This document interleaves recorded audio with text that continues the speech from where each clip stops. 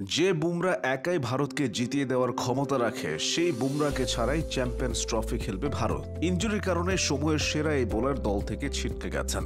বুমরা না থাকা মানে টিম ইন্ডিয়ার বোলিং ডিপার্টমেন্টের সবচেয়ে বড় খুঁটিটাই উপড়ে যাওয়া। বিগত কয়েক বছর ধরে বুমরা ভারতীয় বোলিং লাইন আপকে একাই টেনে নিচ্ছেন। কিপটে বোলিং এর পাশাপাশি মুড়ি মুরগির মতো উইকেট নেওয়ার দক্ষতা বুমরাকে অন্যদের থেকে আলাদা করেছে। কিছু ক্ষেত্রে বুমরা তো কিংবদন্তি ওয়াসিম আকরাম ও ওয়াকার ইউনুসদেরও ছাড়িয়ে গেছেন। প্রায় প্রশ্ন ওঠে, বুমরা কি ভারতের সর্বকালের সেরা পেসার? একজন পেসার কতটা পরিপূর্ণ হতে পারেন বুমরা তার জলজ্যান্ত উদাহরণ। বল নতুন হোক বা পুরনো, ইনিংসের শুরুতে হোক বা মাঝে, উইকেট ব্যাটিং সহায়ক হোক বা স্পিন মাধ্যম, বুমরা সবখানেই সমান কার্যকরী। গতি আর বাউন্স দিয়ে ব্যাটসম্যানদের নাভিশ্বাস তোলেন। পাশাপাশি দুই দিকে সুইং, নিখুঁত লাইন লেংথ, রিভার্স সুইং, ব্যাটসম্যানের দুর্বলতায় আঘাত হানার সকল কৌশলই তার জানা আছে। বলের পর বল, ওভারের পর ওভার, দিনের পর দিন একই কাজ তিনি করে যাচ্ছেন। ভেন্যু, শহর, প্রতিপক্ষ, কন্ডিশন, পিচ, কোনো কিছুই তার সাফল্যে বাধা হতে পারেনি। সব মিলিয়ে বৈচিত্র্য আর অভিজ্ঞতায় তিনি পরিপূর্ণ এক ফাস্ট বোলারের প্রতিচ্ছবি। বুমরা একাই একটা টুর্নামেন্ট জিতিয়ে দেওয়ার মতো বোলার। কথাটি শুনে বাড়াবাড়ি মনে হলেও একটা উদাহরণই সেটা পরিষ্কার করে দেয়। 2024 সালের টি-20 বিশ্বকাপে 8 ম্যাচে বুমরা নিয়েছিলেন 15 উইকেট, যেখানে তার বোলিং গড় মাত্র 8.26, মানে প্রতি 8 রানের বিপরীতে একটা করে উইকেট নিয়েছেন।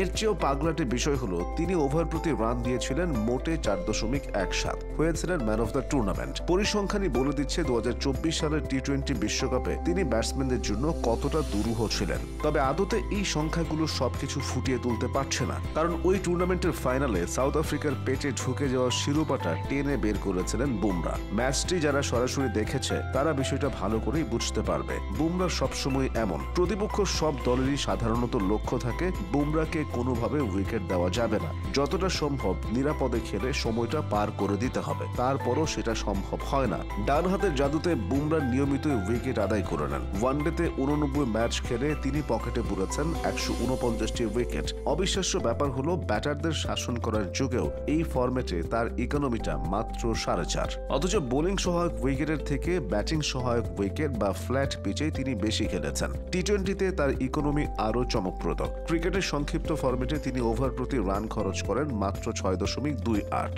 বুম বুম বুমরার এই চমকটা চলছেই। 2016 সালে প্রথমবার ভারতীয় জাতীয় দলের জার্সি গায়ে চড়ানোর সুযোগ হয় তার। এরপর চোট কিংবা পারিবারিক কারণ ছাড়া কখনোই তাকে দল থেকে বাদ দেওয়ার চিন্তা করেনি ভারত। বুমরাও 2 হাতে প্রতিদান দিয়ে গেছেন। ভারতের ঐতিহাসিক সব জয়ে মিশে আছে বুমরার কীর্তি। বুমরা শৈশবে হারিয়েছেন বাবাকে। বোলিং অ্যাকশন নিয়ে শুনতে হয়েছে কটু কথা। সব সামলে তিনি হয়ে উঠেছেন ব্যাটসম্যানদের জম। বুমরার বয়স যখন মাত্র 7, তখন তার বাবা পরপারে পাড়ি জমান। এক ছেলে ও মেয়েকে নিয়ে শুরু হয় বুমরার মায়ের লড়াই। তার মা দলজিৎ ছিলেন তৎকালীন আহমেদাবাদের নির্মাণ হাই স্কুলের সহকারী প্রধান শিক্ষিকা। শৈশব থেকেই ক্রিকেটের প্রতি টান অনুভব করতেন বুমরা। মায়ের স্কুল টিমেই খেলা শুরু করেন তিনি। মায়ের সঙ্গে তিনি অনুশীলনে আসতেন। শর্ট রান আপে অদ্ভুত অ্যাকশনে বোলিং করতেন। তার এই বোলিং নজর কাড়ে নির্মাণ হাই স্কুলের কোচ কিশোর ত্রিবেদীর।